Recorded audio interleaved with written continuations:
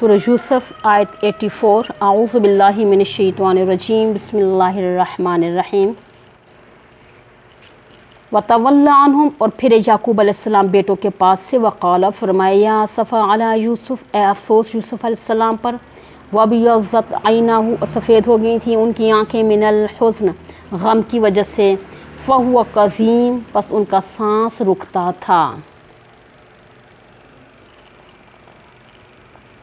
इससे पहले मैंने आपको बताया था कि यूसुफ अलैहिस्सलाम के भाई जब दूसरी मर्तबा गए तो यूसुफ अलैहिस्सलाम ने तदबीर के साथ अपने भाई बिन्यामीन को अपने पास रखा था, और बड़ा भाई रुबैल या यहूदा भी वहीं रह गया, और मैं नहीं जाता, मेरी आंखें बजान का सामना नहीं कर सकती शर्म की वजह से। तो हकीकत ये है कि आगे चलती हूँ। फिर मैं हज़रत याकूब अलैहिस्सलाम को उनकी बात पे यकीन नहीं आया था। फरमाया था ना, ये तुम्हारे नफ्सों की शरारत है और तुम्हारी बात पर मुतमईन नहीं हूँ। फसब्रुन जमील, पर सब्र ही अच्छा, और क्या कर सकता हूँ।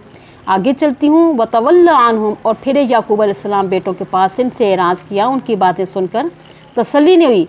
मैंने दूसरी तरफ फेर लिया। वक़ाल, फरमाया, या सफ़ा अला यूसुफ, ए अफसोस यूसुफ अलैहिस्सलाम पर।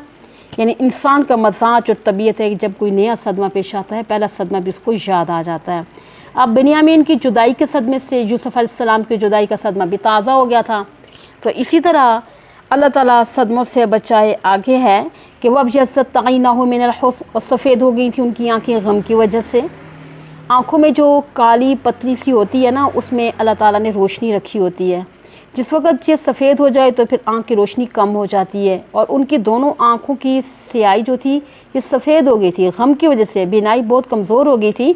ये तकरीबन 40 साल का वक्फ़ा गुज़रा है, ये कोई थोड़ा अर्सा नहीं है। जब भी कोई यानी कि खुशी की बात आई या गमी की बात आई तो यूसुफ अलैहिस्सलाम ज़हन में आ गए। फ़हुव कज़ीम, बस उनका सांस रुकता था, दम घुटता था। जब आदमी परेशान होता है तो सांस जल्दी लेता है, उसका सांस अंदर रुकता है। बेटों, पोतों, पड़पोतों ने जब ये हालत देखी तो क़ालू, कहने लगे, तल्लाह, अल्लाह की कसम, तफ़्तऊ, असल में ला तफ़्तऊ था, तो ला का लफ्ज़ जहाँ पे मखसूफ़ है, माना होगा तो नहीं टलता। तज़कुरु यूसुफ, ज़िक्र करता रहेगा यूसुफ अलैहिस्सलाम का। हत्ता तकून हरसा, यहाँ तक कि आप गल जाएंगे। पानी को नमक में डालेंगे तो गलता है, उसको अरबी में हर्स कहते हैं। तो हर्स का माना है गल जाने वाला, आप गलते गलते ख़त्म हो जाएंगे। औ तकून मिनल हालिकीन, या हो जाएंगे हलाक होने वालों में से। आप उसका जिक्र छोड़ दो। क़ाल याकूब अलैहिस्सलाम ने फरमाया, इन्नमा अशकू बसी व हुज़्नी इलल्लाह, बेशक मैं शिकायत करता हूँ अपने परेशानी की, अपने गम की अल्लाह ताला की तरफ। मैं अपने रब के सामने शिकवा करता हूँ, फरियाद करता हूँ। तुम्हें तो कोई तकलीफ़ नहीं है, तकलीफ़ तो सिर्फ मुझे ही है। अपने गमों में, परेशानियों में अल्लाह ताला से शिकवा करना। शिकवा का मतलब है फरियाद करना, दुआएं करना, मांगना, अल्लाह ताला से खुल के मांगना, फिर अल्लाह ताला अता फरमा देते हैं।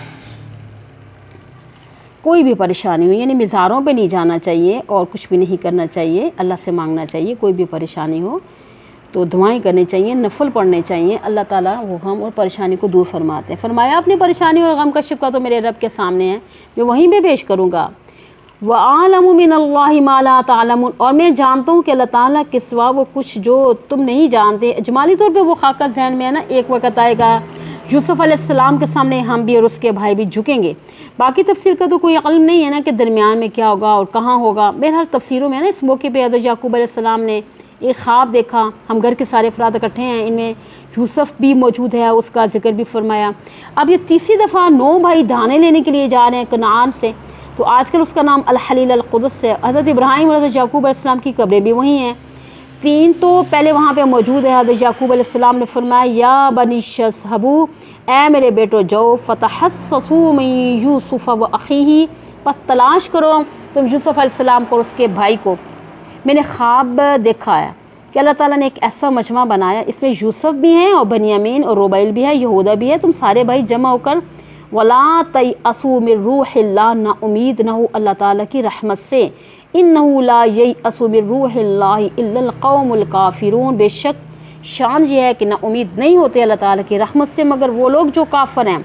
फ़लम्मा दखलू अलैहि, पस जब वो दाखिल हुए यूसुफ अलैहिस्सलाम के पास, क़ालू, कहने लगे, या अय्युहल अज़ीज़, अज़ीज़ मिस्र, मिस्र के वज़ीर आज़म यूसुफ अलैहिस्सलाम पहले क्या थे, बोले वज़ीर ख़जाना थे, बताया आपको। अब क्या बने, उसके बाद वज़ीर आज़म बना दिए गए और आखिर में रयान बिन वलीद ने अपने सर से ताज शाही उतार के उनके सर पे रख दिया। इस तरह अल्लाह ताला ने यूसुफ अलैहिस्सलाम को बादशाही दी, हुक्मरानी अता फरमाई। मस्सना व अहलना ज़ुर, पहुँची हमें और हमारे घर के अफराद को तकलीफ़, यानी भूखे मर रहे हैं। वजिअना बिबिज़ातिन मुज़जातिन, और हम लाए हैं खोटा सरमाया, पैसे तो उनके पास खोटे थे, सही नहीं थे। फ़औफ़ी लनल कैल, बस पूरा पूरा माफ़ कर दे दो हमें अनाज। व तसद्दक़ अलैना, सदका कर हम पर, हमें कुछ सदका खैरात भी कर दो।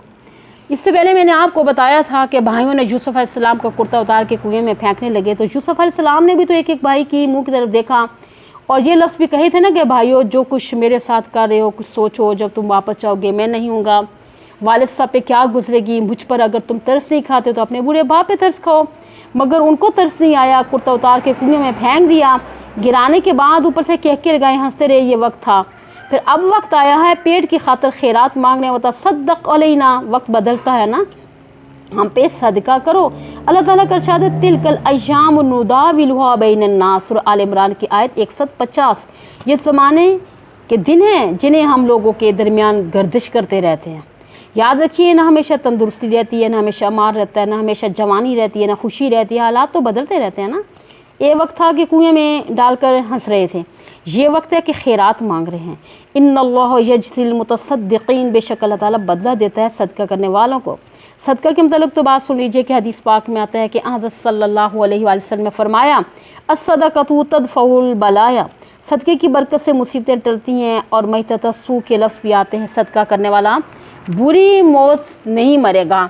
एक रवायत में आता है अस्सदक़तु तुत्फ़िउ ग़ज़ब रब्बी, सदका अल्लाह ताला के गुस्से को ठंडा करता है। सदका खैरात बड़ी अच्छी चीज़ है, मगर लोग इसका मफ़हूम शिर्क और बिदअत की तरफ लेके चले जाते हैं। बाद लोग कहते हैं ना काली सिरी देना सदका है, या इससे बड़ी छलांग लगाएंगे तो बकरी दे देंगे। याद रखिए सदक़े का ये कोई माना नहीं है, इस मफ़हूम को अच्छी तरह समझे आप। ये रस्म और रवाज है सदक़े का। मफ़हूम है गरीब की ज़रूरत पूरी करना, सर्दी के मौसम में उसको कपड़े देना, उसकी ज़रूरत पूरी करना, जो सर्दियों में ज़रूरत आते हैं उसको स्वेटर वगैरह दे देना, टोपी दे देना, उसको तलाई रज़ाई वगैरह दे देना, यानी उसकी मदद करना।